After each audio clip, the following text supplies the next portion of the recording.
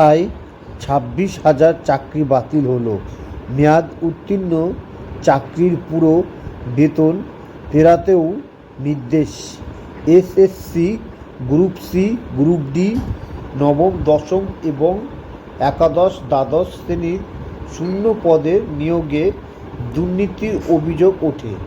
সেই মামলায় 25,753 জনের চাকরি বাতিল করে দিল কলকাতা হাইকোর্ট। গত 3 বছরে বাংলার রাজনীতিতে সবচেয়ে আলোড়ন তোলা বিষয়ে নিয়োগ দুর্নীতি মামলা।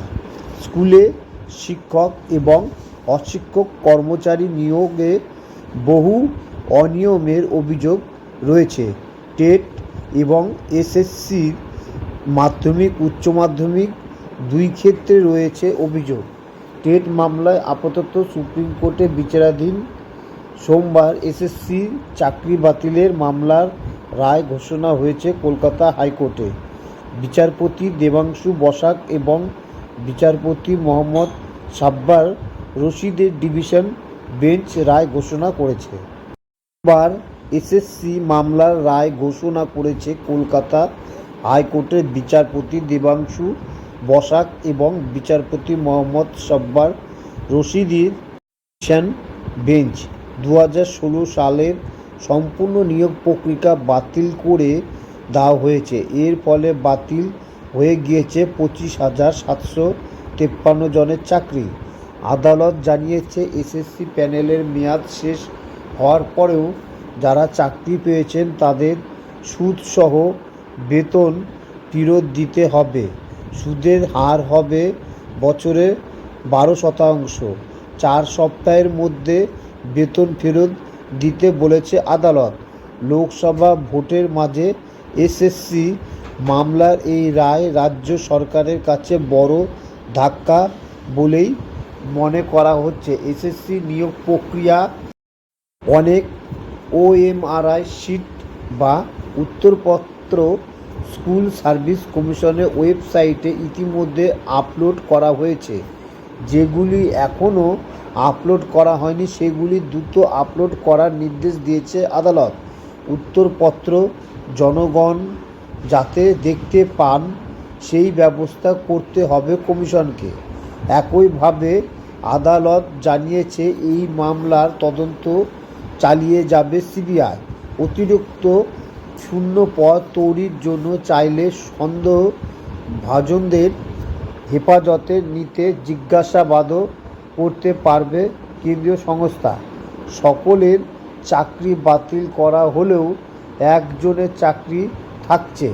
সোমা দাস নামে এক চাকরি প্রাপক ক্যান্সারে আক্রান্ত। মানবিক কারণে তার চাকরি বাতিল করেননি হাইকোর্টের বিশেষ বেঞ্চ।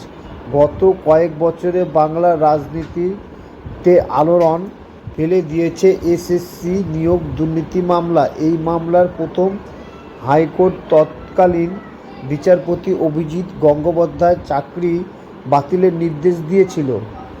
ডিভিশন বেঞ্চেও সেই নির্দেশ বহাল থাকে। এরপর মামলা গিয়েছিল সুপ্রিম কোর্টে। সেখানে থেকে মামলাগুলো হাইকোর্টে আবার ফেরত পাঠানো হয়। মে মাসের মধ্যে হাইকোর্টের বিশেষ বেঞ্চকে শুনানি শেষ করে রায় ঘোষণা করতে বলেছিল শীর্ষ আদালত। 3.5 মাসের মধ্যে শুনানি শেষ হয়ে গিয়েছে। সোমবার রায় ঘোষণা করল আদালত। 281 পৃষ্ঠার রায় আদালত পড়ে শোনান বিচারপতি বসাক। আরও জানিয়েছে, এসএসসি প্যানেলের মেয়াদ শেষের পরে যারা চাকরি পেয়েছেন তাদের জনগণের টাকা থেকে বেতন দেওয়া হয়েছে। 4 সপ্তাহের মধ্যে সুদসহ সেই বেতন ফেরত দিতে হবে সকলকে। বছরে 12% সুদে টাকা ফেরত দিতে হবে।